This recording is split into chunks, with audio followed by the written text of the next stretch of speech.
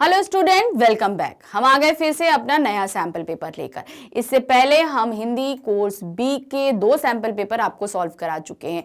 अब हम अपना थर्ड सैंपल पेपर सॉल्व करने के लिए जा रहे हैं। सैंपल पेपर सॉल्व करने के पहले जो हम सावधानियां बोलते हैं आपको वही निभानी है कि रीडिंग टाइम यूटिलाइज करिए जो आपको 15 मिनट्स मिलेगा। उसके बाद अपनी लिखने की स्पीड कम शब्दों में ज़्यादा चीज़ें लिखिए, क्योंकि हर जगह वर्ड लिमिट, जहाँ पे भी हम वर्णनात्मक प्रश्नों पे आएंगे वहां पर हमारे पास में वर्ड लिमिट्स रहेगी। तो वर्ड लिमिट्स का हमें बहुत कायदे से ध्यान रखना है, क्योंकि ज़्यादा हम लिख देंगे तो एग्जामिनर पढ़ेगा नहीं, कम लिखेंगे तो मार्क्स कम कट जाएंगे। तो ये सब चीज़ें हमको ध्यान रखते हुए करनी है। तो और उसके अलावा जो हमें करना है कि जो विकल्प वाले क्वेश्चन, यानी कि हमारे पास जो एमसीक्यूज आ रहे हैं इस बार, उन एमसीक्यूज को भी हमें ध्यान से देखना है कि वो हमको बहुत ज़्यादा कंफ्यूज करने के लिए हमारे सामने रखे जाएंगे, तो उनका भी हमको ध्यान रखना है। चलिए देखना शुरू करते हैं कि हमारा कहाँ से। सबसे पहले जो दिशा निर्देश दिए जाते हैं हर क्वेश्चन पेपर में, वही हमारे सामने फिर से रखे जा रहे हैं। क्या? निर्धारित समय 3 घंटा, 3 घंटे आपको मिलेंगे। अधिकतम अंक आपके रहेंगे 80। तो क्या दिया है? निम्नलिखित निर्देशों को बहुत सावधानी से पढ़ें और उनका पालन कीजिए, क्योंकि आपका ये पालन करना बहुत जरूरी है। अगर आप नहीं करोगे तो आपका टाइम वेस्ट जाएगा, गलत होगा, कोई चीज हाथ नहीं आएगी। इसलिए जो भी आपको रिस्ट्रिक्शंस दिए जा रहे हैं क्वेश्चन पेपर में, उनको बहुत ध्यान से पढ़िए। क्या दिया है? पहला निर्देश, ये प्रश्न पत्र 2 खंड में विभाजित है, खंड आ और खंड प। तो सबसे पहले खंड आ में 9 वस्तुपरक प्रश्न पूछे गए हैं। फिर उनके ऑप्शंस दिए हैं, मतलब जो प्रश्न पूछा है उसके अंदर उप प्रश्न है, उन उप प्रश्नों के ऑप्शंस दिए हैं, उसमें से आपको सही आंसर खोजना है। खंड बा में 8 वर्णनात्मक प्रश्न पूछे गए, प्रश्नों पर आंतरिक विकल्प दिए गए हैं। मतलब जो आपसे क्वेश्चन पूछे जा रहे हैं उसमें चॉइस दी गई है। जैसे 4 क्वेश्चन पूछे गए हैं तो उसमें से 3 करने हैं, आपसे 5 पूछे गए हैं तो 4 करने हैं। जो अब वो सभी क्वेश्चन के साथ आपको निर्देश दिए गए हैं। तो जो भी आप जैसे क्वेश्चन नंबर 5 अटेम्प्ट कर रहे हैं तो उसके निर्देश को भी आप अच्छे से पढ़ें और फिर उसके बाद आगे बढ़ें। इस चीज को ध्यान में रखना बहुत जरूरी है, क्योंकि एक जरा सी मिस्टेक आपके क्वेश्चन पेपर को बिगाड़ देगी। तो नेक्स्ट अब हम शुरू करते हैं। सबसे पहले हमारा आता है खंड आ। क्या है ये? वस्तुपरक प्रश्न शुरू होते हैं। क्वेश्चन नंबर 1 क्या है? निम्नलिखित गद्यांश को ध्यानपूर्वक पढ़कर पूछे गए प्रश्नों के उत्तर दीजिए। जो गद्यांश दिया गया है उसको बहुत ध्यान से पढ़ना है और फिर उसके क्वेश्चंस हमको लिखने हैं। वर्तमान युग कंप्यूटर युग है। यदि भारतवर्ष पर नजर दौड़ाकर देखें तो हम पाएंगे कि जीवन के लगभग सभी क्षेत्रों में कंप्यूटर का प्रवेश हो गया है। बैंक, रेलवे स्टेशन, हवाई अड्डे, डाक खाने, बड़े बड़े उद्योग कारखाने, व्यवसाय, हिसाब किताब, रुपए गिनने तक की मशीनें कंप्यूटरीकृत हो गई हैं। अब भी कंप्यूटर का प्रारंभिक प्रयोग है। आने वाला समय इसके विस्तृत फैलाव का संकेत दे रहा है। प्रश्न उठता है कि क्या कंप्यूटर आज की जरूरत है? इसका उत्तर है कंप्यूटर जीवन की मूलभूत अनिवार्य वस्तु तो नहीं है, किंतु इसके बिना आज की दुनिया अधूरी जान पड़ती है। सांसारिक गतिविधियों, परिवहन और संचार उपकरणों आदि का ऐसा विस्तार हो गया है कि उन्हें सुचारू रूप से चलाना अत्यंत कठिन होता जा रहा है। पहले मनुष्य जीवन भर में अगर 100 लोगों के संपर्क में आता था तो वो आज वह 2000 लोगों के संपर्क में आता है। पहले 1000 लोगों के संपर्क में आता था, अब जस्ट 2000 लोगों के संपर्क में आता है। पहले दिन में 5-10 लोगों से मिलता था और आज 50-100 लोगों से मिलता है। पहले वह दिन में काम करता था तो आज रातें भी व्यस्त रहती हैं। आज व्यक्ति के संपर्क बढ़ रहे हैं, व्यापार बढ़ रहे हैं, गतिविधियां बढ़ रही हैं, आकांक्षाएं बढ़ रही हैं, साधन बढ़ रहे हैं। इस अनियंत्रित गति को सुव्यवस्था देने की समस्या आज की प्रमुख समस्या है। कहते हैं आवश्यकता आविष्कार की जननी है। इस आवश्यकता ने अपने अनुसार निदान ढूंढ लिया है। कंप्यूटर एक ऐसी स्वचालित प्रणाली है जो कैसे भी अव्यवस्था को व्यवस्था में बदल सकती है। हड़बड़ी में होने वाली मानवीय भूलों के लिए कंप्यूटर रामबाण औषधि है। क्रिकेट के मैदान में अंपायर के निर्णायक भूमिका हो या लाखों करोड़ों की लंबी लंबी गणनाएं, कंप्यूटर पलक झपकते ही आपकी समस्या हल कर सकता है। पहले इन कामों को करने वाले कर्मचारी हड़बड़ा कर काम करते थे, एक भूल से घबराकर और अधिक गड़बड़ी करते थे। परिणाम स्वरूप काम कम, तनाव अधिक होता था। अब कंप्यूटर की सहायता से काफी सुविधा हो गई है। तो ये गद्यांश आपके सामने में दिया गया, फिर उसी से रिलेटेड आपके सामने क्वेश्चन रखे जा रहे हैं। तो क्वेश्चन क्या कह रहा है, वर्तमान युग कंप्यूटर का युग क्यों है? पहला है, कंप्यूटर के बिना जीवन की कल्पना असंभव सी हो गई है। सेकंड, कंप्यूटर ने पूरे विश्व के लोगों को जोड़ दिया है। कंप्यूटर जीवन की अनिवार्य मूलभूत वस्तु बन गया है। कंप्यूटर मानव सभ्यता के सभी अंगों का अभिन्न अव्यय बन चुका है। तो जो हमारा गद्यांश में जो उसका पूछा गया है उसका आंसर है सही, क्योंकि कंप्यूटर के बिना जीवन की कल्पना असंभव है, इसीलिए वर्तमान समय कंप्यूटर का समय बन गया, कंप्यूटर का युग बन गया है। नेक्स्ट क्वेश्चन, गद्यांश के अनुसार कंप्यूटर के महत्व के विषय में कौन सा विकल्प सही है? पहला, कंप्यूटर काम के तनाव को समाप्त करने का उपाय है। दूसरा, कंप्यूटर कई मानवीय भूलों को निर्णायक रूप से सुधार देता है। ये दिया था हमारे गद्यांश में। नेक्स्ट, कंप्यूटर के आने से हमारी हड़बड़ाहट दूर हो गई है। मानव की सारी समस्याओं का हल कंप्यूटर से संभव है। ऐसा तो नहीं है। तो गद्यांश के अकॉर्डिंग जो आंसर सही है वो हमारा ये वाला है, कंप्यूटर कई मानवीय भूलों को निर्णायक रूप से सुधार देता है। अगर कोई गलती होती है तो वो एकदम एग्जैक्ट आंसर देता है, जैसा कि हमारे गद्यांश में बताया गया था। गद्यांश, अब थर्ड क्वेश्चन हमसे क्या कहता है, गद्यांश के अनुसार किस आवश्यकता ने कंप्यूटर में अपना निदान ढूंढ लिया है? क्या है, अनियंत्रित कर्मचारियों को अनुशासित करने की? ऐसा तो नहीं है। अनियंत्रित गति को सुव्यवस्था देने की। थर्ड, अधिक से अधिक लोगों से जुड़ जन जागरण लाने की। अधिक से अधिक कार्य कभी भी व कहीं भी करने की। तो यहाँ पर क्वेश्चन क्या है, अनियंत्रित गति को सुव्यवस्था देने की। मतलब हमारे जीवन में जो अनियंत्रित गति आ रही है अब उसको सुव्यवस्थित करने का भार किसने लिया है? कंप्यूटर ने। तो यहाँ पर सेकेंड ऑप्शन एकदम सही है। फोर्थ क्वेश्चन, कंप्यूटर के प्रयोग से पहले अधिक तनाव क्यों होता था? लंबी लंबी गणनाएं करनी पड़ती थी, यानी गणनाएं मतलब गिनतियां करनी पड़ती थी। गलतियों के डर से कर्मचारी घबराए रहते थे। क्रिकेट मैचों के गलत निर्णय का खतरा रहता था। मानवीय भूलों के कारण बड़ी दुर्घटनाएं होती थी। तो गद्यांश के अकॉर्डिंग हमारा सेकंड वाला ऑप्शन एकदम सही है। गलतियों के डर से कर्मचारी घबराए रहते थे कि कहीं उनसे गलती ना हो जाए। तो अब क्या है, कंप्यूटर के प्रयोग से अब वो तनाव कम हो गया है। फिफ्थ क्वेश्चन, कंप्यूटर के बिना आज की दुनिया अधूरी है क्योंकि सारी व्यवस्था, उपकरण और मशीनें कंप्यूटरीकृत हो गई हैं। गद्यांश के अकॉर्डिंग ये आंसर एकदम सही है। तब भी हम नेक्स्ट आगे के ऑप्शंस देखते हैं। कंप्यूटर ही मानव एकीकरण का आधार है? नहीं। कंप्यूटर की सारी प्रक्रियाएं आसान बना दी है, बनाई तो है, लेकिन ये ऑप्शन हमारे गद्यांश पे नहीं है। कंप्यूटर द्वारा मानव सभ्यता अधिक समर्थ हो गई है, ये भी गलत है। गद्यांश के अकॉर्डिंग हमारा पहला वाला ऑप्शन एकदम सही है। तो यहाँ पर हमने अपना पहला गद्यांश सॉल्व किया। अब हमारे पास में आता है नेक्स्ट गद्यांश, यानी क्वेश्चन नंबर 1 में ही हमारे पास 2 गद्यांश दिए गए। ऑप्शन है जो गद्यांश आपको इजी लगे आप वो अटेम्प्ट करेंगे, जो आपकी समझ में आ रहा है। तो अब वो जो 1 में जो पहला ऑप्शन था वो हमने कर लिया। अब क्वेश्चन नंबर 1 का जो सेकंड ऑप्शन दिया गया है हमारे सामने, 2 में से एक करने हैं। अब हम वो क्वेश्चन पढ़ेंगे। तो क्या है, यदि आप इस गद्यांश का चयन करते हो तो कृपया उत्तर पुस्तिका में लिख दीजिएगा। तो उत्तर पुस्तिका में हम कैसे लिखेंगे, जैसे हमने लिखा पाठक आमतौर पे, फिर डैश डैश डैश कर दीजिएगा और फिर लास्ट वाला उसके आगे लिख दीजिएगा कि आपने ये वाला गद्यांश अटेम्प्ट किया है। तो ये मेंशन करना जरूरी है कि हम कौन सा गद्यांश कर रहे हैं। अगर पहला वाला कर रहे हैं तो उसकी पहली लाइन आप लिख दो कि हमने ये वाला गद्यांश किया है। अगर आप सेकंड वाला गद्यांश कर रहे हो तो इसकी पहली लाइन लिख देना कि हमने ये वाला गद्यांश किया। ये बहुत इंपॉर्टेंट है, क्योंकि अगर आप सिर्फ आंसर्स लिखोगे तो फिर ये एग्जामिनर के लिए चेक करना मुश्किल हो जाएगा।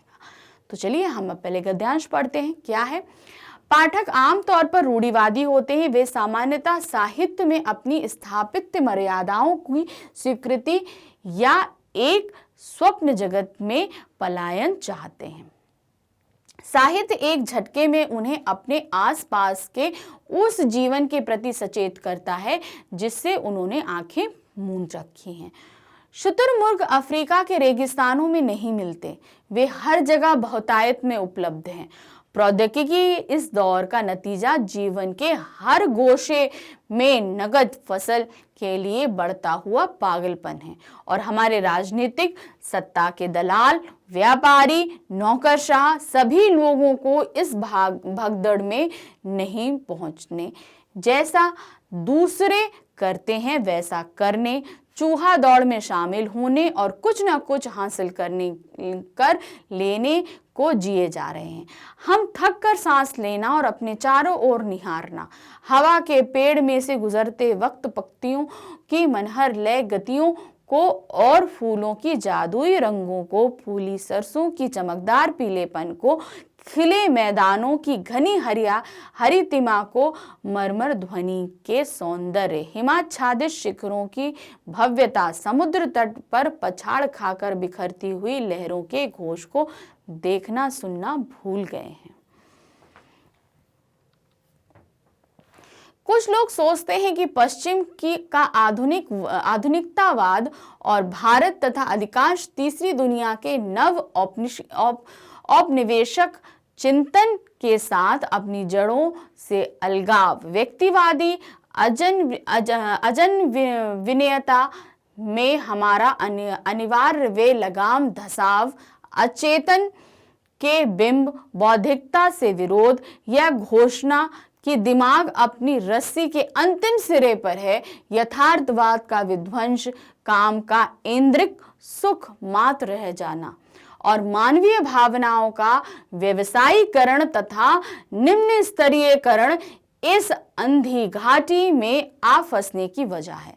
लेकिन वे भूल जाते हैं कि आधुनिकीकरण इतिहास की एक सच्चाई है कि नई समस्याओं को जन्म देने और विज्ञान को अधिक जटिल बनाने के बावजूद आधुनिकीकरण एक तरह से मानव जाति की नियति है, क्योंकि बदलाव तो संभव है, कोई भी चीज है उसका आधुनिकीकरण तो होता ही रहेगा।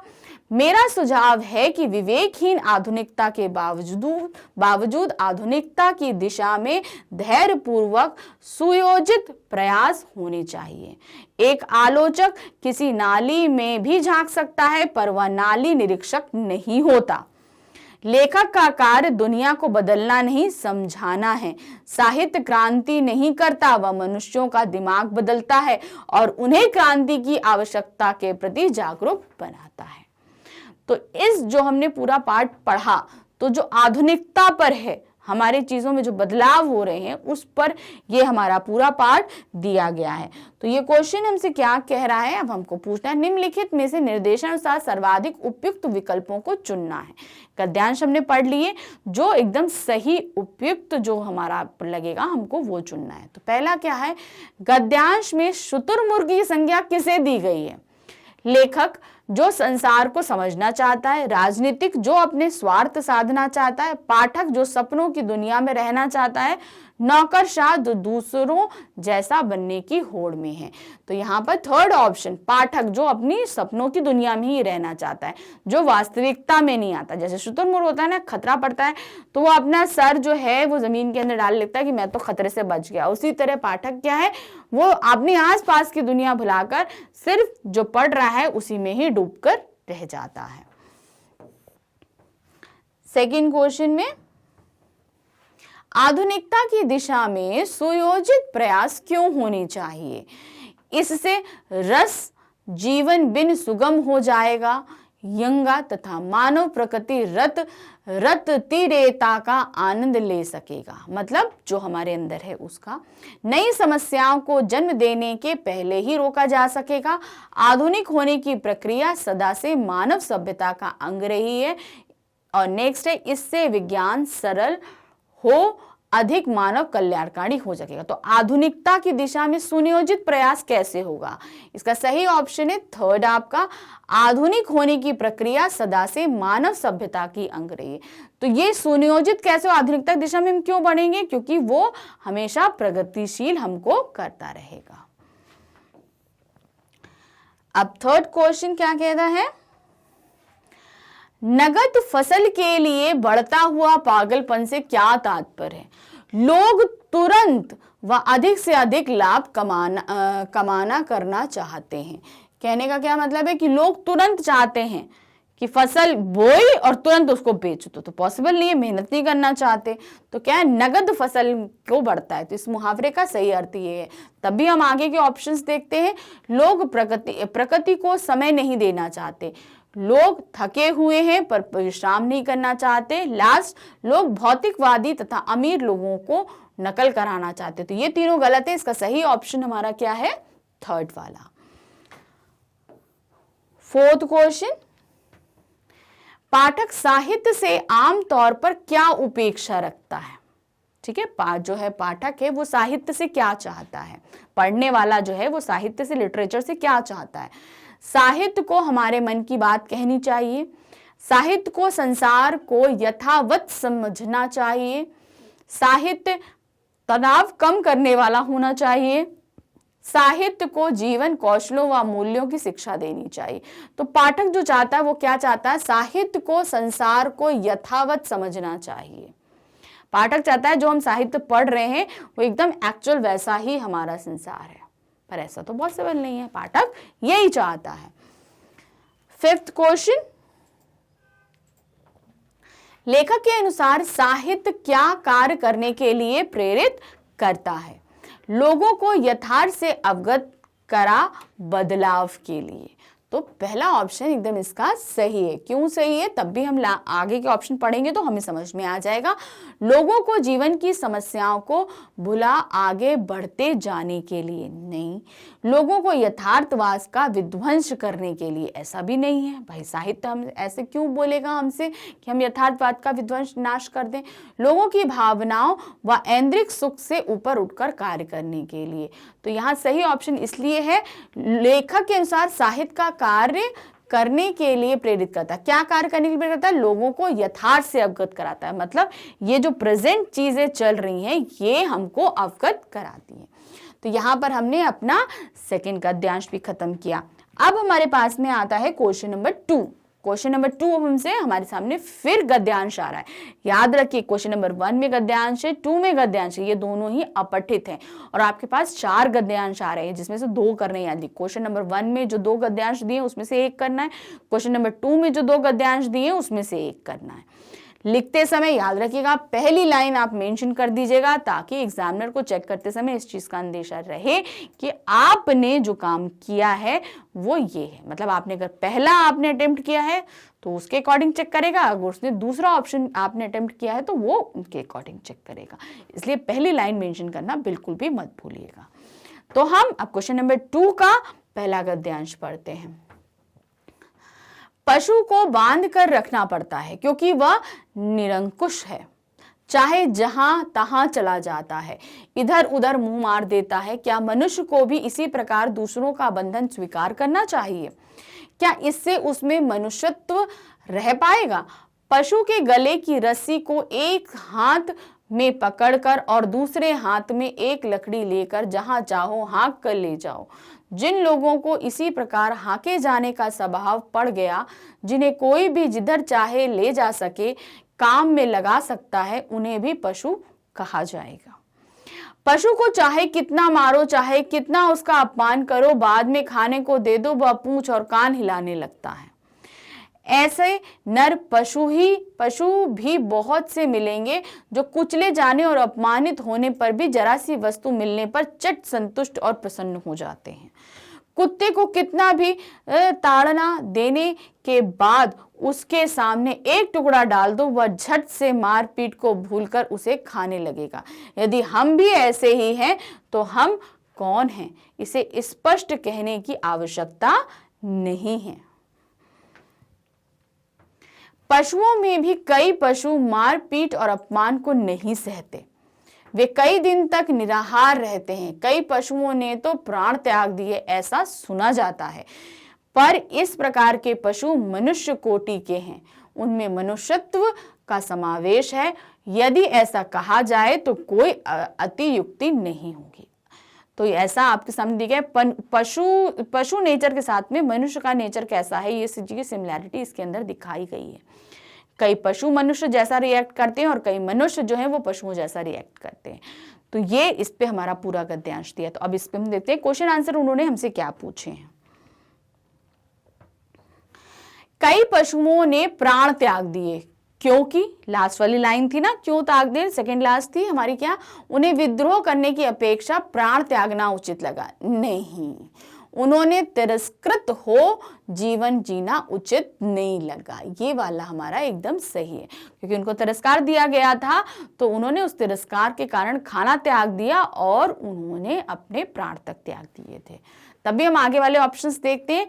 वह यह शिक्षा देना चाहते थे कि प्यार मारपीट से अधिक कारगर है। नहीं, वह यह दिखाना चाहते थे कि लोगों को उनकी आवश्यकता अधिक है, ना कि उन्हें लोगों की। तो ये दोनों भी हमारी गलत है। तो ऑप्शन कौन सा सही है, हमारा सेकंड वाला। अब नेक्स्ट क्वेश्चन देखते हैं। बंधन स्वीकार करने से मनुष्य पर क्या प्रभाव पड़ेंगे। अगर कोई मनुष्य बंधन स्वीकार करेगा तो उस पर क्या प्रभाव पड़ेंगे, याद रखिएगा गद्यांश के हिसाब से ही हमें आंसर देने हैं। पहला है, मनुष्य सामाजिक और व्यक्तित्व रूप से कम स्वतंत्र हो जाएगा। सेकेंड, मनुष्यत्व में व्यक्तिगत इच्छा व निर्णय का तत्व समाप्त हो जाएगा। थर्ड, मनुष्य बंधे हुए पशु समान हो जाएगा। मनुष्य की निरंकुशता में परिवर्तन हो जाएगा। तो क्या है, बंधन स्वीकार करने से मनुष्यत्व में व्यक्तित्व इच्छा व निर्णय का तत्व समाप्त हो जाएगा। अगर वो बंधन स्वीकार करेगा तो उसमें मनुष्य जो व्यक्तिगत इच्छाएं और निर्णय लेने का जो तत्व होता है वो उसके अंदर समाप्त हो जाएगा। तो इसका सेकेंड ऑप्शन एकदम सही है। थर्ड क्वेश्चन, मनुष्यत्व को परिभाषित करने हेतु कौन सा मूल्य अधिक महत्वपूर्ण है, स्वतंत्रता, न्याय, शांति या प्रेम। तो जो हम ये इसमें पढ़ रहे हैं इसमें स्वतंत्रता ज्यादा आवश्यक है, क्योंकि मनुष्य स्वतंत्र रहेगा तभी वो मनुष्यत्व को परिभाषित कर पाएगा, तभी उसको निभा पाएगा। अगर वो किसी के कब्जे में आ जाएगा तो वो मनुष्यत्व को उतना निभा नहीं पाएगा। तो इसका यहाँ पर हमारा फर्स्ट ऑप्शन एकदम सही जाता है। अब फोर्थ क्वेश्चन आता है, गद्यांश के अनुसार कौन सी उद्घोषणा की जा सकती है। सभी पशुओं को में मनुष्यत्व है, सभी मनुष्यों में पशुत्व है। नहीं, ऐसा तो नहीं है। तो दो वाले ऑप्शन दोनों ऊपर वाले गलत है। थर्ड आया, मानव के लिए बंधन आवश्यक नहीं, ये वाला सही है। मान अपमान की भावना केवल मानव ही समझता है, ऐसा भी नहीं है, पशुओं में भी ये चीज होती है। अगर उनका तिरस्कार कर दो तो क्या होता है, वो गुस्सा हो जाते हैं। इसमें ऑप्शन भी इसमें दिया गया था कि कई पशुओं ने अपने प्राण तक त्याग दिए, खाना नहीं स्वीकार किया। तो ये वाला भी गलत है। यहाँ पर थर्ड ऑप्शन हमारा एकदम सही बैठता है, मानव के लिए बंधन आवश्यक नहीं है। फिफ्थ क्वेश्चन, गद्यांश में मन और पशु की तुलना किन बातों को लेकर की गई है। पिटने की क्षमता, पूंछ, कान। गद्यांश में नर और पशु की तुलना किन बातों को लेकर की गई है। पिटने की क्षमता, पूंछ, कान आदि को हिलाना, बंधन स्वीकार करना, लकड़ी द्वारा हाँके जाना। तो ये क्या हुआ, यहाँ पर नर और पशु की तुलना बंधन स्वीकार करने के हिसाब से की गई है। बंधन अगर हम स्वीकार करते हैं, पशु स्वीकार करता है तो वो तिरस्कार से आता है, खाना उसको दे दो तो वो खा लेता है, उसी तरह का पशु भी हो जाता है। अगर वो बंधन स्वीकार कर ले तो वो भी पशु की तरह ही हो जाता है। इन दोनों की तुलना इस तरह पे की गई, बंधन स्वीकार करने के आधार पर इन दोनों की तुलना की गई है। तो यहाँ पर हमने क्वेश्चन नंबर 2 का पहला गद्यांश खत्म किया। अब हमारे पास जो नेक्स्ट ऑप्शन आ रहा है वो देखिए, इसमें फिर उन्होंने पहला कह दिया, यदि आप इस गद्यांश का चयन करते हैं तो कृपया उत्तर पुस्तिका में लिखें। तो कैसे लिखेंगे आप, हमने सेकंड वाला ऑप्शन चूज किया है, नहीं, आपको क्या करना होगा कि आप इस लाइन को मेंशन कर दोगे, जो पहली वाली लाइन है आपको वो मेंशन कर देनी है। तो एग्जामिनर समझ जाएगा कि आपने कौन सा गद्यांश चूज किया है। ठीक, तो हम पहले गद्यांश पढ़ते हैं, जो हमारा क्वेश्चन नंबर 2 का, जो हमारे पास दूसरा ऑप्शन दिया गया है। व्यक्ति चित्त सब समय आदर्शों द्वारा चलित नहीं होता। जितने बड़े पैमाने पर मनुष्य की उन्नति के विधान बनाए गए हैं, उतनी ही मात्रा में लोभ, मोह जैसे विकार भी विस्तृत होते गए हैं।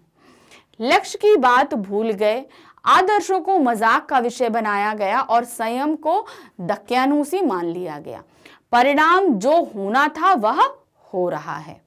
यह कुछ थोड़े से लोगों के बढ़ते हुए लोभ का नतीजा है, परंतु इससे भारतवर्ष के पुराने आदर्श और भी अधिक स्पष्ट रूप से महान और उपयोगी दिखाई देने लगे हैं। भारतवर्ष सदा कानून को धर्म के रूप में देखता आ रहा है। आज एकाएक कानून और धर्म में अंतर कर दिया गया है। धर्म को धोखा नहीं दिया जा सकता, कानून को दिया जा सकता है। यही कारण है कि जो धर्म गुरु हैं वे भी त्रुटियों से लाभ उठाने में संकोच नहीं करते। इस बात के पर्याप्त प्रमाण खोजे जा सकते हैं कि समाज के ऊपरी वर्ग में चाहे जो भी होता रहा हो, भीतर बाहर भारतवर्ष अभी यह अनुभव कर रहा है कि धर्म कानून से बड़ी चीज है। यानी कि हमारा धर्म जो है वो कानून से बड़ी चीज है। अब भी सेवा, ईमानदारी, सच्चाई और आध्यात्मिकता के मूल्य बने हुए हैं। वे दब अवश्य गए हैं लेकिन नष्ट नहीं हुए हैं। आज भी वह मनुष्य से प्रेम करता है, महिलाओं का सम्मान करता है, झूठ और चोरी को गलत समझता है, दूसरों को पीड़ा पहुंचाने को पाप समझता है। तो ये जो गद्यांश हमने पढ़ा है, इसी के हिसाब से हमारे सामने फिर से 5 प्रश्न आएंगे, उनके विकल्प होंगे और हमें उन्हीं को आगे देखकर करना है। याद रखिए, जितने भी क्वेश्चन हैं आपको अपने अकॉर्डिंग नहीं करने हैं, गद्यांश के हिसाब से ही उनके आंसर्स देने हैं।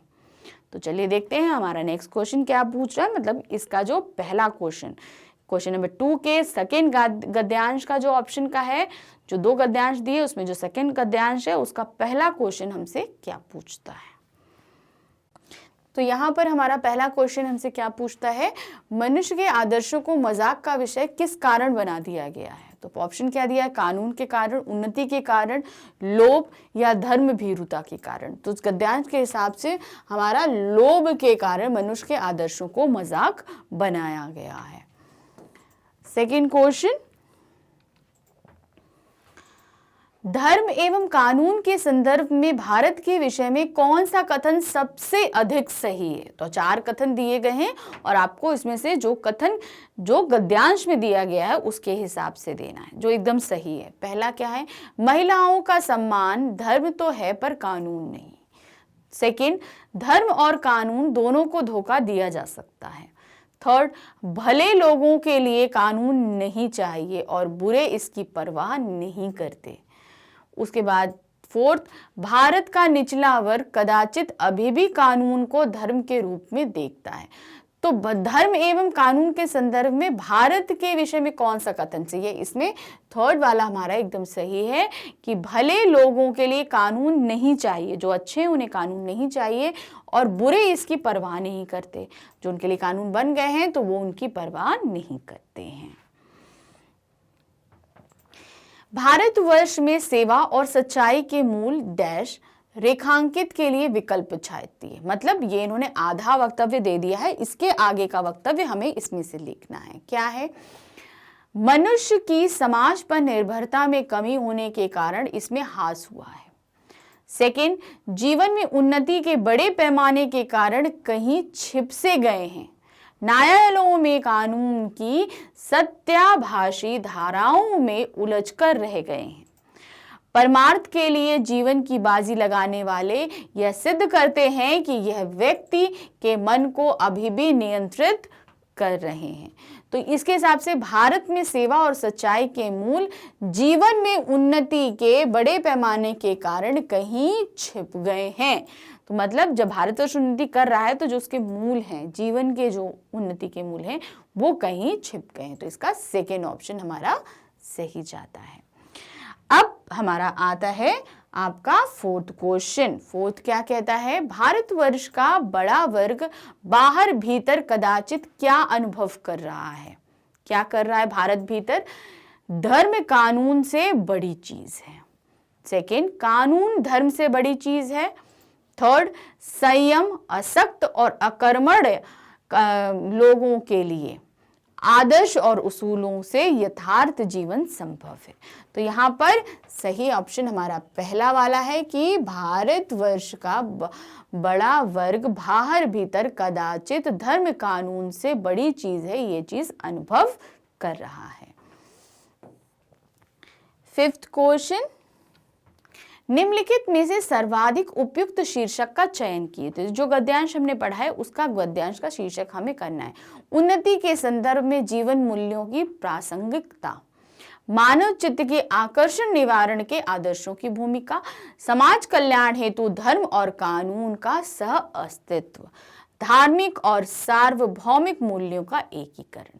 तो यहाँ पर हमने जो पूरा गद्यांश पढ़ा वो किस पे आधारित था, उन्नति के संदर्भ में जीवन मूल्यों की प्रासंगिकता। मतलब हम उन्नति कर रहे हैं मगर उससे हमारे जीवन मूल्य कहाँ चले जा रहे हैं। हर चीज में हम आगे बढ़ रहे हैं मगर उनसे हमारे जीवन मूल्य कहीं दबसे जा रहे हैं। तो यहाँ पर हमने अपने सेकंड क्वेश्चन के सेकंड गद्यांश को भी पूर्ण किया। अब हमारे पास थर्ड क्वेश्चन आता है। थर्ड क्वेश्चन में वो क्या कहता है, अब हमारे पास यहाँ पर व्याकरण शुरू होता है, व्यवहारिक व्याकरण, जो हमने अभी तक अपने पाठों में पढ़े हैं। तो सबसे पहले इन्होंने हमको जो दिया है वो क्या दिया है, पदबंध। पदबंध के 5 क्वेश्चन दिए हैं जिसमें से हमें 4 क्वेश्चन करने हैं। हर क्वेश्चन के अंदर विकल्प दिए, एमसीक्यूज क्वेश्चंस दिए गए हैं, आपको उनमें से सही चूज करना है। तो पहला क्या है, तातारा बहुत बलशाली भी था, रेखांकित पद में क्या है। यानी बहुत जो है वो हमें निकालना है कि वो क्या है। तो यहां पर पहला है संज्ञा पद है, सर्वनाम पद है, विशेषण पद है, क्रियापद है। तो तातारा के बारे में क्या बताया है कि वो बहुत बलशाली है, तो ये तातारा के बारे में बताया गया, इसलिए ये क्या है, विशेषण पद है, क्योंकि तातारा बहुत बलशाली है। तो तातारा की जब ये बहुत बताया गया तो ये इसी के अंदर आता है, तो ये हमारा विशेषण पद आता है। सेकंड क्वेश्चन,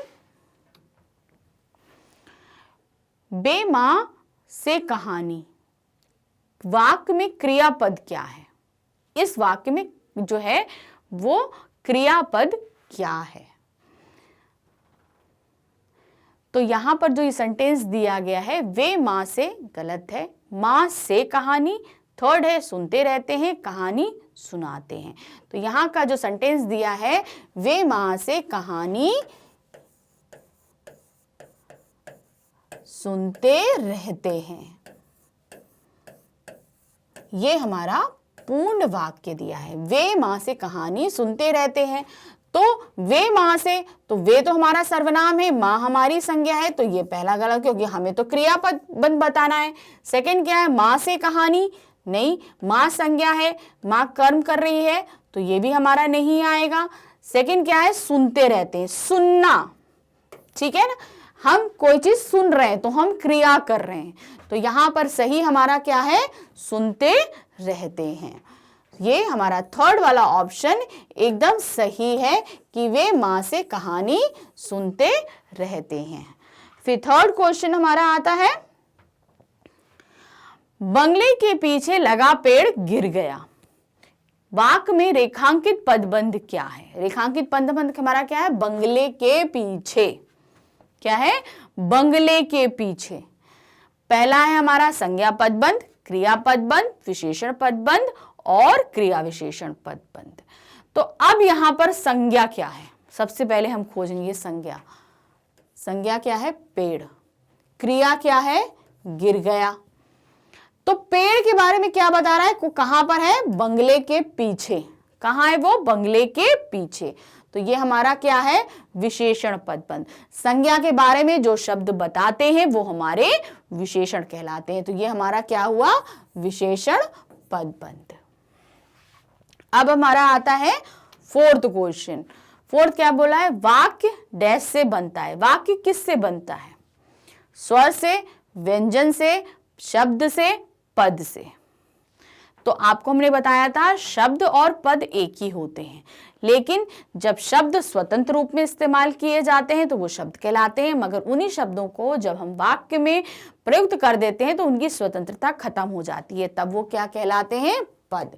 तो वाक्य किससे बनते हैं? पद से बनते हैं। जैसे कि संज्ञा पद, सर्वनाम पद, क्रियापद, विशेषण पद, क्रिया विशेषण पद। तो ये 5 पद होते हैं हमारे, इनसे हमारे वाक्य बनते हैं।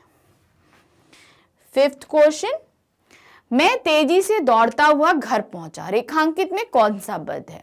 तेजी से दौड़ता हुआ, क्रिया विशेषण, विशेषण, संज्ञा या क्रिया? तो सबसे पहले हम देखेंगे जो हमारा ये रेखांकित दिया हुआ है दौड़ता हुआ, ये तो हमारा क्या है? क्रिया। घर पहुंचना भी क्रिया है और ये भी पहुंचना भी। अब पहुंचा, ठीक है, तो पहला हमारा, अब दौड़ता हुआ, तेजी से दौड़ता हुआ, तो पहुंचना हमारा क्या है? क्रिया हो गया। दौड़ना भी क्रिया होता है, लेकिन यहां पर पहुंचने की क्रिया हो रही है, ठीक है। सबसे पहले कौन? पहुंचने। तो अब कैसे पहुंचा? तेजी से दौड़ता हुआ। कैसे पहुंचा? तेजी से दौड़ता हुआ।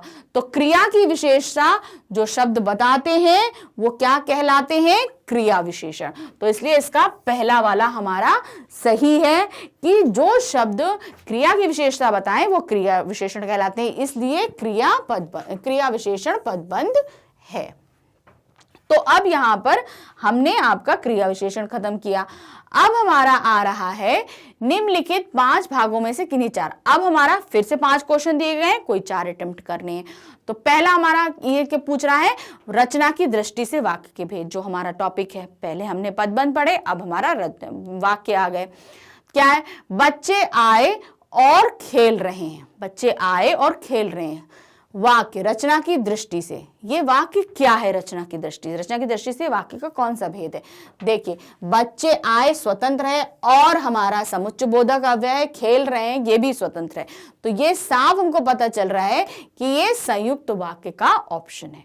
तो ये कौन सा वाक्य है? हमारा संयुक्त वाक्य। नेक्स्ट क्वेश्चन, राम घर गया, उसने मां को देखा का संयुक्त वाक्य बनाइए। मतलब एक वाक्य दिया है मां घर गया, दूसरा वाक्य दिया है उसने मां को देखा।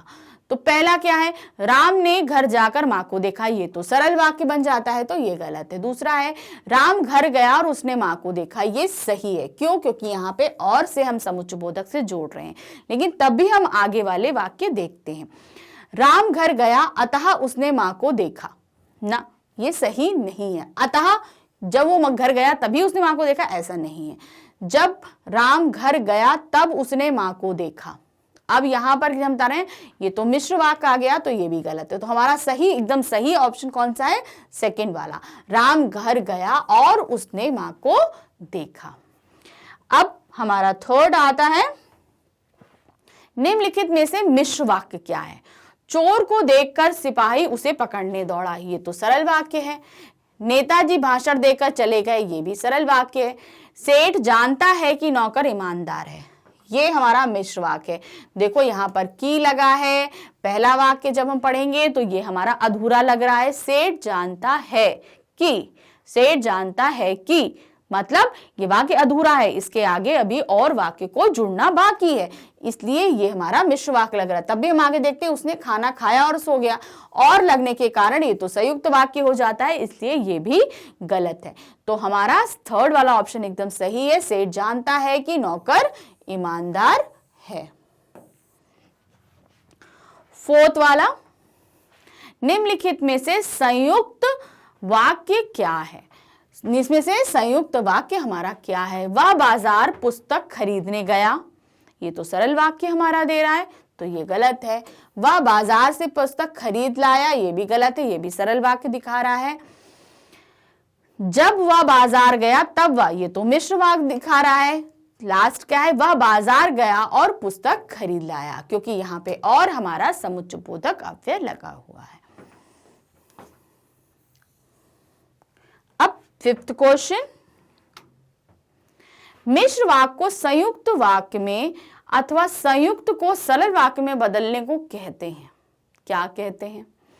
कोई भी वाक्य, जब मिश्र वाक्य को संयुक्त वाक्य में बदलेंगे और संयुक्त वाक्य को सरल में बदलेंगे तो क्या बोलेंगे? वाक्य निर्माण। हम वाक्य तो नहीं बना रहे हैं। वाक्य रूपांतरण, ये सही है कि हम वाक्य को बदल रहे हैं, उसके रूप को बदल रहे हैं। तो क्या हुआ? वाक्य प्रक्रिया भी नहीं होगी, वाक्य संश्लेषण भी नहीं होगा, तो ये भी गलत है। सही कौन सा है? वाक्य रूपांतरण। तो यहां पर हमने आपको ये भी क्लियर कर दिया। अब हमारे पास क्या आ रहे हैं? समास आ रहे हैं। ठीक है, फिर वही 5 क्वेश्चन दिए हैं, 4 करने हैं। पहला क्या है? महावीर शब्द में कौन सा समास है? ठीक है, महान है जो वीर। ठीक है ना, महान, हम यहां पर क्या है?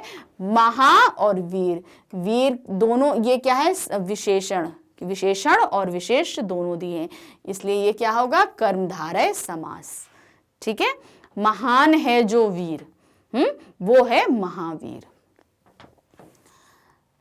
अब सेकंड क्वेश्चन, वन गमन समस्त पद का विग्रह कीजिए। जो समस्त पद बना हुआ है इसका विग्रह करना है। वन का गमन, वन से गमन, वन को गमन, वन और गमन। वन गमन का, गमन का मतलब जाना। ठीक है, वन गमन यानी वन को जाना, तो ये हमारा क्या हुआ? थर्ड वाला सही, वन को गमन। बाकी हमारे ऑप्शंस गलत हैं। थर्ड क्वेश्चन, पीत अंबर का समस्त पद बताइए। पितांबर, पीतांबर, पीतांबर, पीला अंबर। देखिए तीनों एक ही चीज लिखे हैं, लेकिन इसमें ग्रामेटिकल मिस्टेक है। इसमें सही ये है। ठीक है, पीतांबर यानी पीत अंबर, ये देखिए पीला अंबर, तो यहां पर जो पीला वस्त्र है उसके लिए दिया गया है, तो ये ग्रामेटिकल मिस्टेक में सही आएगा पीतांबर। फोर्थ वाला क्वेश्चन, गुरु दक्षिणा शब्द से सही समास विग्रह का चयन कीजिए। गुरु दक्षिणा का हमें समास विग्रह करना है और समास देखना है। देखिए इसमें दिया चारों तत्पुरुष समास है, लेकिन हमें विग्रह से निकालना है, तो इसका सही आपका क्या है? गुरु से दक्षिणा, गलत। गुरु से कोई, गुरु का दक्षिणा, गलत है। गुरु की दक्षिणा, नहीं। सही ऑप्शन क्या है? गुरु के लिए दक्षिणा। क्या है? गुरु के लिए दक्षिणा, वो कहलाता है गुरु दक्षिणा। फिफ्थ क्वेश्चन, दिनचर्या समस्त पद का विग्रह करना है। क्या है? दिन की चर्या, दिन में आराम, दिन में चलना, दिन भर खाना। तो इसका सही ऑप्शन तो हम सभी को दिख रहा है कि दिन की चर्या, मतलब हम पूरे दिन में हमारा रूटीन क्या रहता है। दिनचर्या का इंग्लिश मतलब होता है रूटीन, यानी दिन की चर्या, पूरे दिन में हम क्या कर रहे हैं। तो सही ऑप्शन है पहला वाला, दिनचर्या।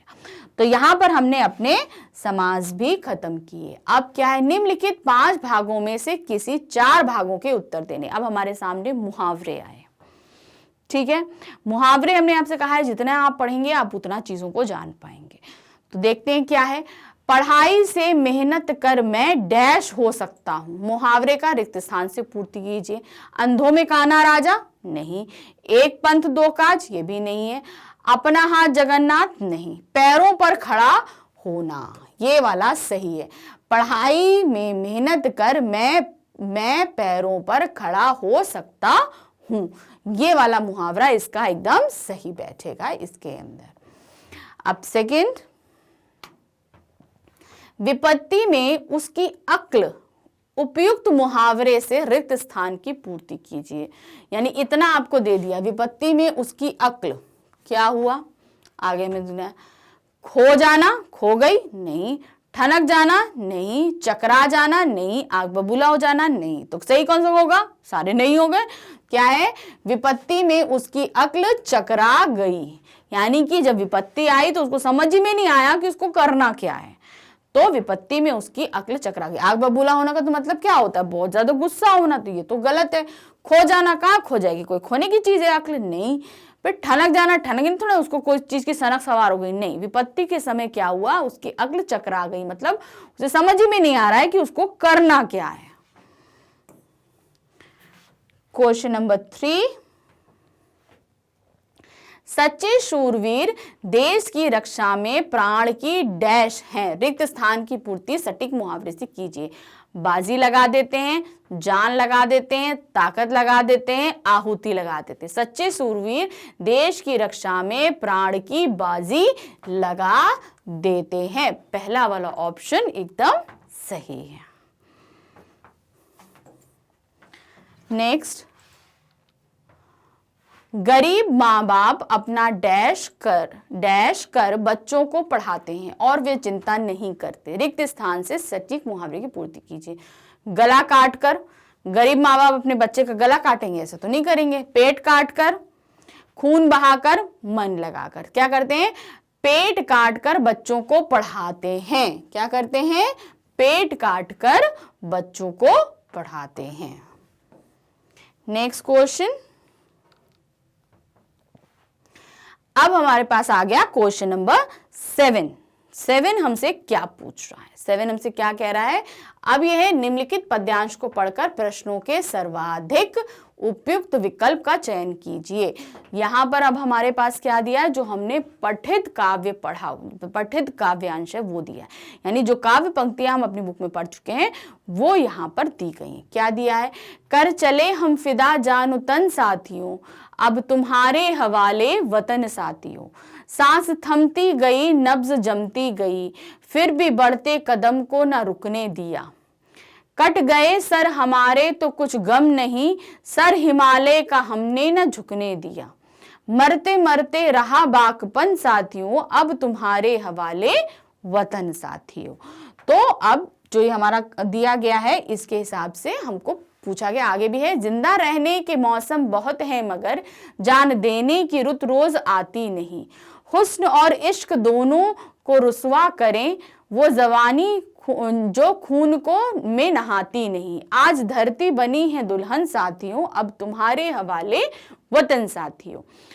तो ये एक गीत है, काव्य दिया है, गीत है जो आपको काव्य पंक्तियों में दिया गया है। अब इसी के आधार पर आपसे प्रश्न पूछे जा रहे हैं। पहला है, सर हिमालय का हमने न झुकने दिया। पंक्ति में सर किसका प्रतीक है? स्वाभिमान का, सिर का, घमंड का, पराक्रम का। तो ये हमारा सर का मतलब हमारा क्या है? स्वाभिमान का। हमने स्वाभिमान का सिर झुकने नहीं दिया। क्वेश्चन नंबर 2, पद्यांश में बाकपन शब्द प्रतीक है। किसका प्रतीक है?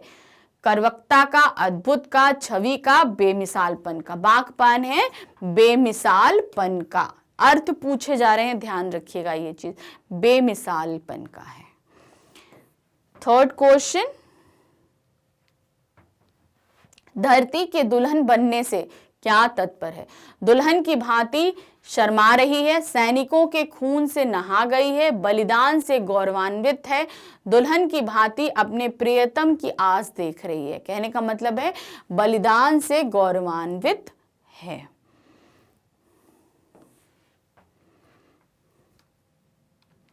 क्वेश्चन नंबर 4, सर पर कफन बांधने का अर्थ क्या है? बलिदान के लिए तैयार होना, मरने की कोशिश करना, अपने लिए जान की बाजी लगाना, लोगों को दिखाना कि हम मरने से नहीं डरते।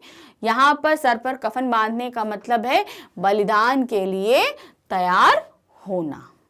तो यहाँ पर हमने पठित काव्यांश के भी आंसर सॉल्व किए। अब आता है हमारा क्वेश्चन नंबर 8। क्वेश्चन नंबर 8 हमसे क्या पूछा? निम्नलिखित गद्यांश को पढ़कर प्रश्नों के सर्वाधिक उपयुक्त उत्तरों का चयन कीजिए। तो यहाँ पर इन्होंने क्या पूछा? अब ये पठित गद्यांश आ रहा है, आपकी पुस्तक का पठित गद्य जो आपने पढ़ा हुआ है। क्या पूछ रहे हैं?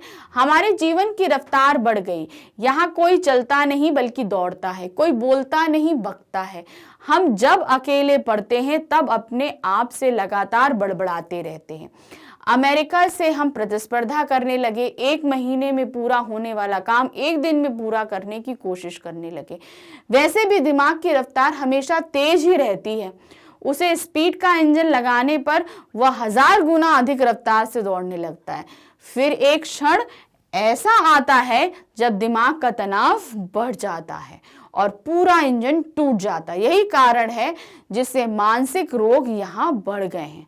अक्सर हम या तो गुजरे हुए दिनों की खट्टी मीठी यादों में उलझे रहते हैं, हम या तो भूतकाल में रहते हैं या भविष्य काल में। असल में दोनों ही काल मिथ्या हैं, झूठे हैं। एक चला गया, दूसरा आया ही नहीं है। हमारे सामने जो वर्तमान क्षण है वही सत्य है, उसी में जीना चाहिए। चाय पीते पीते उस दिन दिमाग से भूत और भविष्य दोनों ही काल उड़ गए थे। केवल वर्तमान क्षण सामने था और वह अनंत काल जितना विस्तृत था। तो पहला गद्यांश जो हमने गद्यांश पढ़ा अभी, उसका हमें क्वेश्चन पूछा गया है। तो पहला क्वेश्चन क्या है, गद्यांश में मानसिक रोगों को बढ़ने का कारण क्या बताया गया? अमेरिका से प्रतिस्पर्धा, तेज रफ्तार से दौड़ते दिमाग का तनाव, सामर्थ्य से अधिक कार्य करने का दबाव, खट्टी मीठी यादों की उलझने। इसका सही ऑप्शन है तेज रफ्तार से दौड़ते दिमाग का तनाव। कि मतलब हमारे मानसिक रोगों का कारण क्या है कि हम जरूरत से ज्यादा दिमाग को इस्तेमाल कर रहे हैं, जिसके कारण मानसिक रोग बढ़ रहे हैं। सेकंड क्वेश्चन, जीवन की रफ्तार बढ़ने का अर्थ क्या है? प्रतियोगी होना, दूसरों को हराना, तीव्र गति से कार्य का निष्पादन करना, जल्दी बूढ़ा होना। तो यहां पर तेज जीवन की रफ्तार का मतलब है तीव्र गति से कार्य का निष्पादन करना। निष्पादन करना मतलब हम बहुत तीव्र गति से हर कार्य को निपटा देना चाहते हैं। थर्ड क्वेश्चन, दोनों ही काल मिथ्या हैं, इसका क्या तात्पर्य है? समय सदा सत्य नहीं रहता, दोनों ही काल झूठे हैं, व्यक्ति का नियंत्रण केवल वर्तमान पर रहता है, व्यक्ति को खट्टी मीठी यादों में नहीं रहना चाहिए। कहने का मतलब है दोनों काल झूठ हैं, सच क्या है? वर्तमान समय। तो इसके हिसाब से हमारा तीसरा वाला एकदम सही है कि व्यक्ति का नियंत्रण केवल वर्तमान पर रहता है, बाकी दोनों काल यानी कि भविष्य काल और भूतकाल मिथ्या है, यानी कि झूठ है। फिर दिमाग पर स्पीड का इंजन क्यों लगाया जाता है? अमेरिका में प्रतिस्पर्धा के लिए, अमेरिका से हम प्रतिस्पर्धा करते चाहते हैं इसलिए। दूसरा, दौड़ने की गति बढ़ाने के लिए। तीसरा, दिमाग की स्पीड बढ़ाने के लिए। चौथा, दिमाग को तनाव मुक्त रख अधिक कार्य करने के लिए। दिमाग पर स्पीड इंजन क्यों लगाया जाता है? क्यों? क्योंकि दिमाग की स्पीड हम बढ़ाना चाहते हैं कि हमारा दिमाग बहुत और तेजी से काम करे, हम इसलिए उस पर स्पीड इंजन लगाना चाहते हैं। फिर क्वेश्चन नंबर 9 हमारा आता है, फिफ्थ आता है क्या? अनंत काल के विस्तृत होने का क्या कारण था? समय व्यतीत नहीं हो पाने के कारण, लेखक के बोर होने के कारण, लेखक केवल वर्तमान के बारे में ही सोच पा रहा था। फोर्थ, क्योंकि आकाश का दूसरा नाम अनंत है। यहाँ अनंत काल में विस्तृत यानी वो अनंत काल में डूबा था, तो इसका ऑप्शन है थर्ड, केवल लेखक केवल वर्तमान के बारे में ही सोच पा रहा था, इसलिए बाकी सारी चीजें जो है ना उसने भुला दी थी। चाय पीते पीते उसको इतना रिलैक्स हो गया था, वो जरा सी चाय पीते पीते वो इतना ज्यादा रिलैक्स हो गया था कि वो वर्तमान और से भूत और भविष्य सब भूल गया था। उसे सिर्फ क्या याद था? वर्तमान। वो चाय की चुस्की का जो मजा ले रहा था, वो सारी चीजें उस स्लो मोमेंट में वो सब कुछ भूल गया था। फिर अब हमारे सामने आता है क्वेश्चन नंबर, तो यहां पर इन्होंने क्या दिया? 9th क्वेश्चन में हमारे सामने फिर एक गद्यांश रख दिया जो हमारा पठित गद्यांश है। क्या पूछ रहे हैं? वामीरो के रुंदन स्वरों को सुनकर उसकी मां वहां पहुंची और दोनों को देखकर आग बबूला हो उठी। सारे गांव वालों की उपस्थिति में यह दृश्य उसे अपमानजनक लगा। इस बीच गांव के कुछ लोग भी वहां पहुंच गए। वामीरो की मां क्रोध से उफन रही थी, उसने तातारा को तरह तरह से अपमानित किया। गांव के लोग भी तातारा के विरोध में आवाज उठाने लगे। यह तातारा के लिए असहनीय था। वामीरो अब भी रोए जा रही थी। तातारा भी गुस्से से भर उठा। उसने वहां विवाह की निषेध परंपरा पर क्षोभ था, वहीं अपनी असहायता पर खींच थी। वामीरो का दुख उसे और गहरा कर रहा था।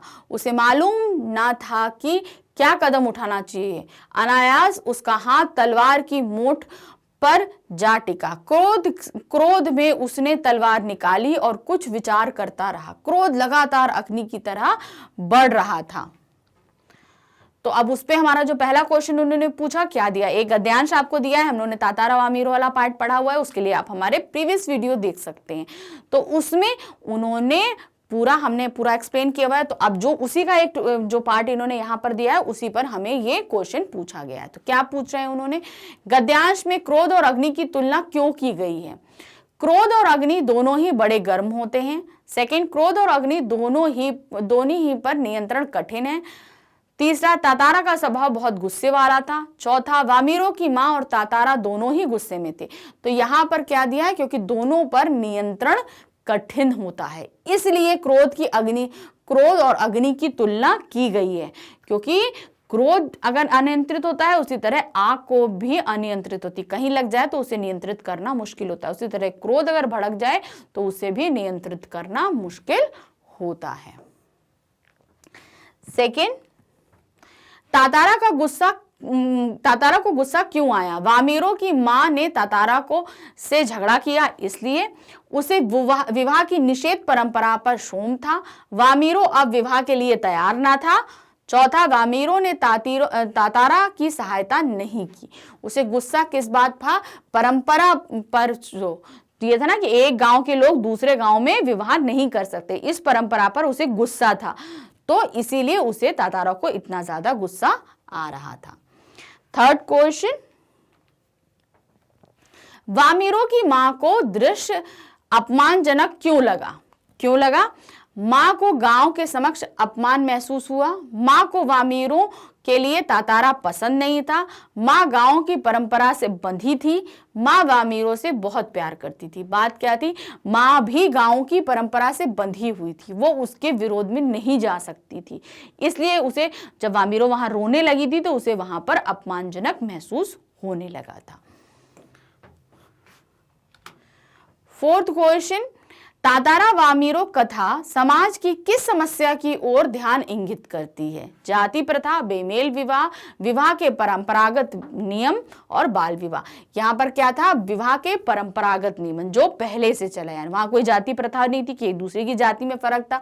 बेमेल विवाह नहीं था क्योंकि दोनों ही सेम उम्र के थे, अच्छे थे, और बाल विवाह भी नहीं था, दोनों बड़े थे। तो यहाँ पर क्या है, विवाह की परंपरागत नियम, यानी परंपरा क्या था, एक गांव से दूसरे गांव में विवाह नहीं हो सकता। तो ये जो परंपरा थी, ये इस परंपरा की तरफ इस कहानी के थ्रू जो है इशारा किया गया था।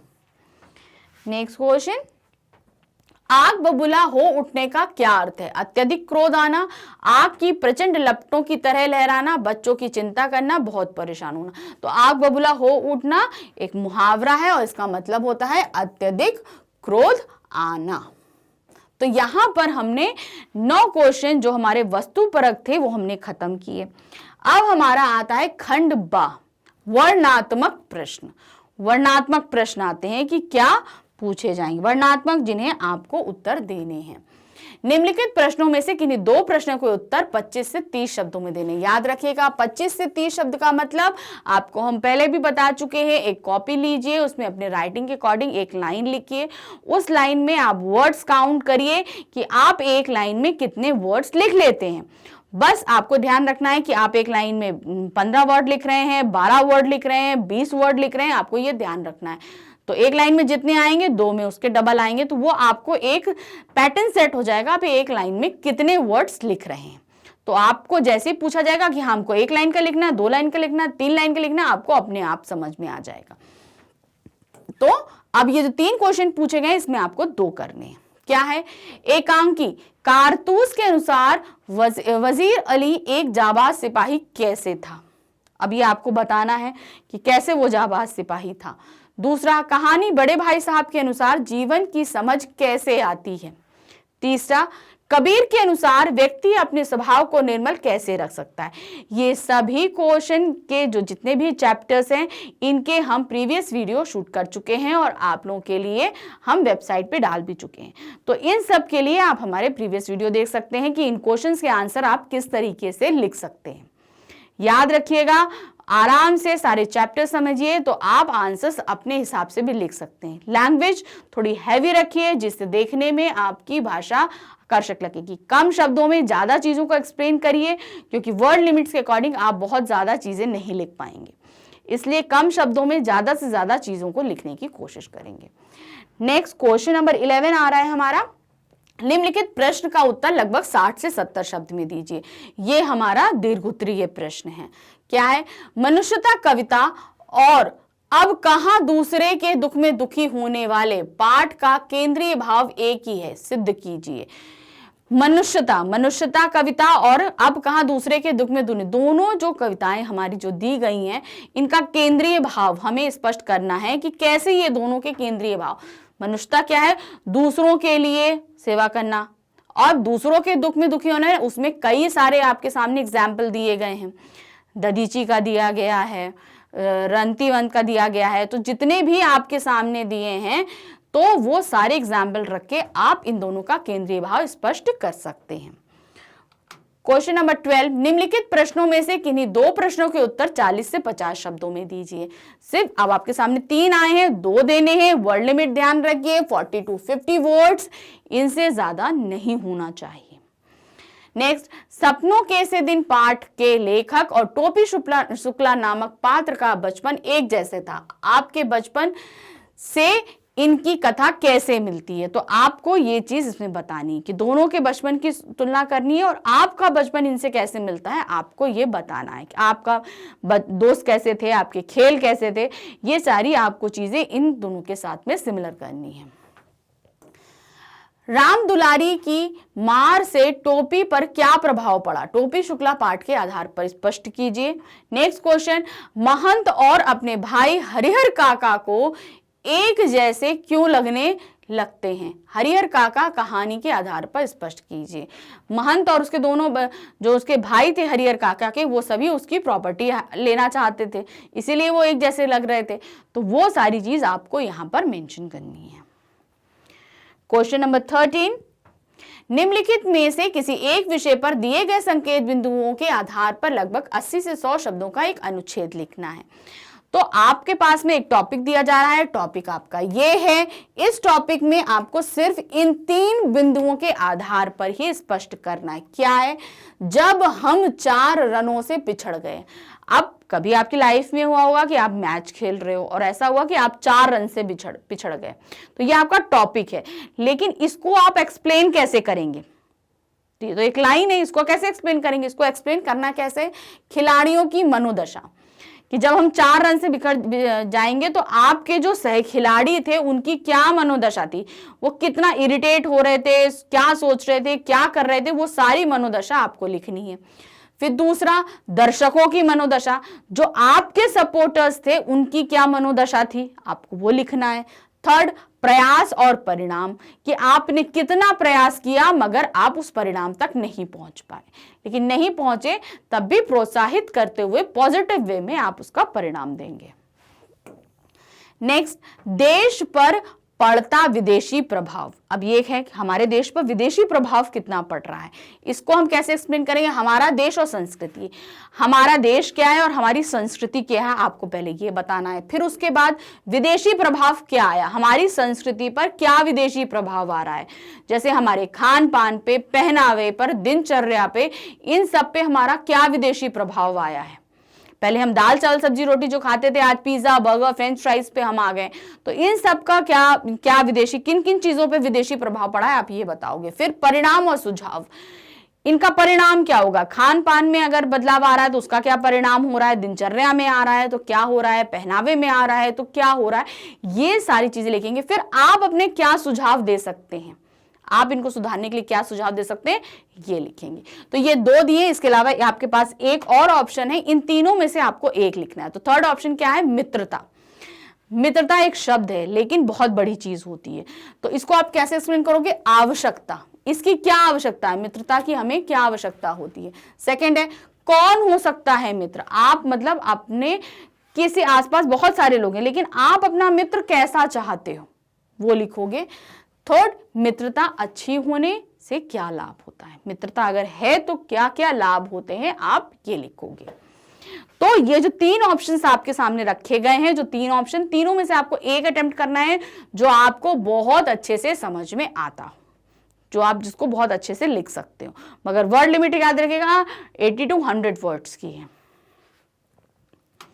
नेक्स्ट क्वेश्चन नंबर 14, आपसे अपने बचत खाते की चेकबुक खो गई है। इस संबंध में बैंक प्रबंधक को उचित कार्यवाही के लिए पत्र लिखिए।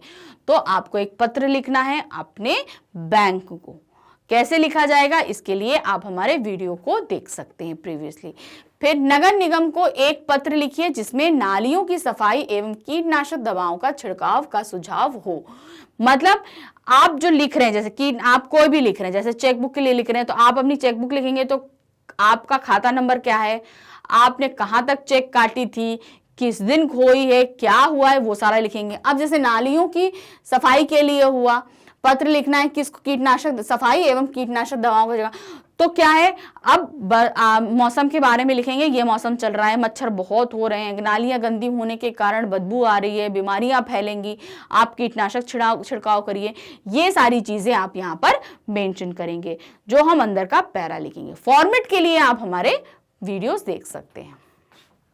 क्वेश्चन नंबर 15, विद्यालय के वार्षिकोत्सव समारोह के आयोजन के लिए आपको संयोजक बनाया गया। विद्यालय की ओर से सभी विद्यार्थियों के लिए लगभग 30 से 40 शब्दों की सूचना तैयार करनी है कि आपको सहयोग बनाया गया, तो इसमें आप क्या सूचना देना चाहेंगे ये आप लिखेंगे। नेक्स्ट, विद्यालय में छुट्टी के उपरांत फुटबॉल खेलना सीखने की विशेष कक्षाएं आयोजित की जा रही हैं। इच्छुक विद्यार्थियों द्वारा अपना नाम देने हेतु सूचना पट के लिए लगभग 30 से 40 जो समर कैंप्स लगते हैं छुट्टियों में वगैरह में, उसकी सूचना कैसे देंगे कि भाई आपके यहाँ फुटबॉल खेल सिखाया जा रहा है, तो उसका कैंप लग रहा है, आइए।